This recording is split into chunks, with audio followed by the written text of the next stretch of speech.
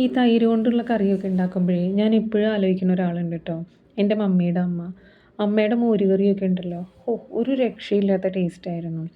അതൊക്കെ കഴിച്ച് കഴിച്ചാൽ തോന്നുന്നുണ്ട്. ഈ തൈരിനോടും തൈര് കൊണ്ടുള്ള കറിയോടെയൊക്കെ എനിക്ക് ഭയങ്കര ഇഷ്ടമാണ്. പണ്ടൊക്കെ മമ്മിയുടെ വീട്ടിൽ ചെല്ലുമ്പോൾ ഉണ്ടല്ലോ, അമ്മ ഇങ്ങനെ കലത്തിൽ തൈര് ഒഴിച്ച് വെച്ചിട്ടുണ്ടാവും. നമ്മളിങ്ങനെ വെട്ടിയാൽ മുറിക്കണ പാകം എന്നൊക്കെ പറയില്ലേ, അതുപോലെയുള്ള കട്ട തൈര്. നമ്മുടെ വീട്ടിൽ തന്നെ കൃഷി ചെയ്തെടുത്ത നല്ല കുത്തരി ചോറും ഈ തൈരും കൂടി ഒന്ന് പിടിച്ചാണ്ടല്ലോ, എൻ്റെ അമ്മയെ ആലോചിക്കാൻ വയ്യ. ആ കാലമൊക്കെ ഇങ്ങനെ അയവിറക്കിക്കൊണ്ടിരുന്നപ്പോൾ പെട്ടെന്ന് തോന്നിയ ഒരു ഐഡിയയിൽ ഉണ്ടാക്കിയതാണ് കേട്ടോ ഈ കറി. ഒരു മൺചട്ടിയിൽ കുറച്ച് വെളിച്ചെണ്ണ ചൂടാക്കിയിട്ട് ഒരു 10-25 ചുവന്നുള്ളിയും പച്ചമുളകും കറിവേപ്പിലയും ചേർത്തിട്ട് നന്നായിട്ട് വഴറ്റുക. പച്ചമുളകിൻ്റെ എരിവിനനുസരിച്ച് എണ്ണം കൂട്ടും കുറയ്ക്കുകയൊക്കെ ചെയ്യാം കേട്ടോ.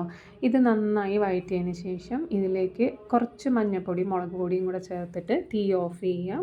ഇനി ഒരുവിധം നന്നായി ആറിക്കഴിഞ്ഞാൽ ഇതിലേക്ക് 1 കപ്പ് നല്ല കട്ട തൈര് കട്ടയൊക്കെ ഉടച്ചിട്ട് ഇതിലേക്ക് ചേർക്കാം. ആവശ്യത്തിന് ഉപ്പും ഒരു നുള്ളു പഞ്ചസാരയും ചേർക്കാം.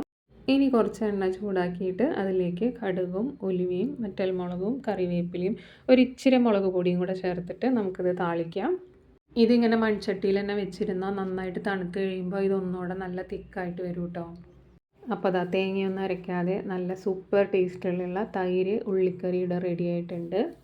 ഇനി ഇതിങ്ങനെ ചോറിലൊഴിച്ച് കുറച്ച് പടവലങ്ങയും പരിപ്പും കൂടെ ചേർത്ത് തോരനും കൂടെ ഉണ്ടായിരുന്നു കേട്ടോ. ആ ഉള്ളിയും പച്ചമുളകും ചോറിലിങ്ങനെ ഉടച്ച് ചേർത്ത് കഴിക്കണം. ഓ, ഒരു രക്ഷയില്ല കേട്ടോ. അപ്പോൾ എല്ലാവരും ഉണ്ടാക്കി നോക്കുക. Thank you.